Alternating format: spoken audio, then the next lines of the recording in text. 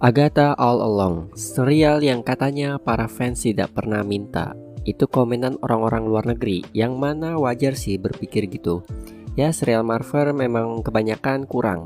Yang benar-benar bagus itu cuma beberapa doang. Pertama kali project Agatha All Along diumumkan, pastinya kita mikir, apa urgensinya Marvel bikin serial Agatha? Banyak fans udah pesimis duluan sama hasil dari serial Agatha. Apalagi nih serial banyak unsur LGBT-nya. Tambah malas nontonnya. Tapi sebelum kalian memaki-maki serial ini, Agatha All Along nggak seburuk itu kok, serius. Agatha All Along menceritakan Agatha yang kehilangan kekuatannya setelah diambil oleh Scarlet Witch dan dipenjara sama Wanda. Akhirnya dia sadar atau terbebas dari mantra Wanda dan memutuskan untuk pergi ke The Witch Road, yang mana The Road ini bisa mengabulkan apapun permintaan si penyihir. Agatha nggak sendirian, ada Billy, anaknya Wanda. Ini bukan spoiler sih sebenarnya, udah terlihat jelas. Terus ada Agnes, Lilia, dan lainnya. Premis dari film ini simpel dan sederhana, nunjukin Agatha yang ingin punya kekuatannya kembali. Kenapa gue bilang ini serial nggak buruk-buruk amat? Karakter development si Agatha di serial ini cukup bagus. Kita melihat dari serial WandaVision, Agatha memang pure jahat, tapi di serial ini bisa melihat sisi baiknya juga, yang mana dia punya anak dan sayang banget sama anaknya meskipun dia suka ngebunuh-bunuhin penyihir. Acting Catherine Hahn bener-bener bagus. Dia sebagai penyihir jahat dengan ketawa jahatnya masih bagus seperti di serial WandaVision. Bahkan saat dia harus berakting jadi sosok penyihir yang kehilangan anaknya, istilahnya punya soft spot, dia cukup berhasil meranin sisi lain karakter Agatha. Yang paling gue suka sama serial ini yaitu sihir-sihir tradisional di serial ini digunakan dengan bagus. Maksud gue tradisional yaitu dengan mantra tanpa ada efek CGI. Jadi ya kayak pakai mantra terus kumpulin beberapa bahan. Terkecuali di episode 4 ya, yang adegan nyanyi buat bisa lolos dari ujian The Road-nya. Itu buat gue cringe aja sih, dibandingkan ujian dari semua tes. Jadi untuk dapetin apa yang mereka mau, mereka harus melewati berbagai tes dengan ujian yang berbeda-beda. Semuanya memakai cara yang berbeda untuk menyelesaikan ujiannya.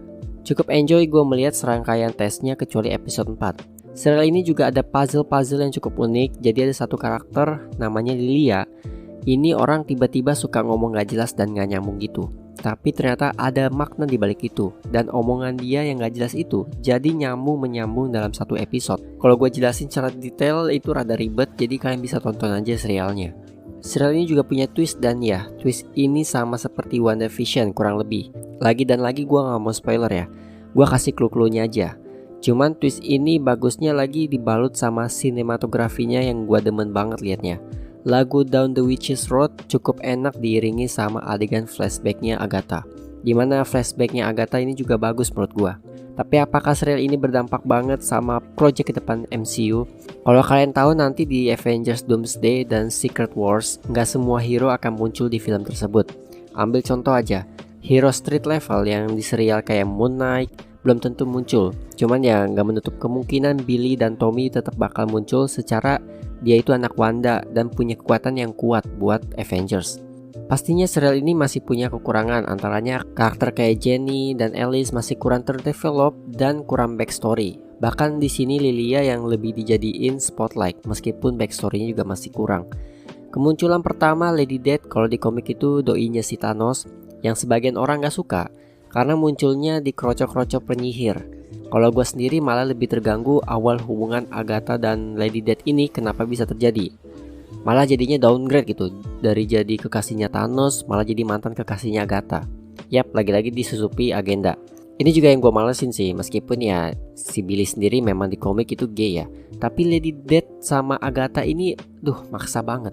Gue memang ada bilang karakter Agatha terdevelop dengan bagus, kecuali di klimaksnya serial ini di episode 8, yang mana terjadi perubahan Agatha yang jadi penyihir licik lagi setelah ada indikasi dia mau jadi orang baik. Yang mana sebenarnya Agatha nggak perlu jadi penyihir licik lagi. Jadi selama 8 episode kita udah lihat perubahan Agatha jadi lebih peduli ke Billy. Udah bagus nih buat jadi pengorbanan Agatha menjadi cerita yang bagus. Belum lagi konfliknya anti klimaks. Pertarungan Death dengan Agatha kurang lama dan terbilang simple. Ya untungnya twistnya bagus, jadi gak kecewa-kecewa banget sama endingnya. Terakhir The Salem Seven yang sebenarnya gak perlu banget ada. Salem Seven ini rasa gue mau dijadiin unsur horor di serial ini, cuman buat gue nggak kerasa. Jadinya kehadiran Salem Seven kurang bagus dan gak berdampak banyak sama inti ceritanya. So itu saja review dari gue. Terima kasih bagi yang sudah menonton, like, comment, dan subscribe. Gue Rakis, signing out.